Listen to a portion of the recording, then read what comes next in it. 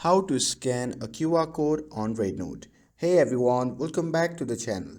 In today's video, I'll show you how you can scan a QR code using the Rednote app. It's super simple, so without further ado, let's get started. So first thing first, open the Rednote app and make sure that you're logged in to your account. Once you have opened the app, simply tap on your profile icon shown in the bottom right corner of the screen and you will be prompted to your profile page. Now, in the profile section, you can see the scan icon shown in the top right side of the screen. Simply tap on that. And when it opens, simply hold your phone to a QR code you want to scan. And just like this, it will scan automatically and process the information in just seconds.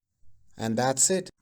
Scanning a QR code on Rednote is super easy and takes just a moment. If this video was helpful, don't forget to like, share and subscribe to get updated for more videos. Thanks for watching and I'll see you in the next video.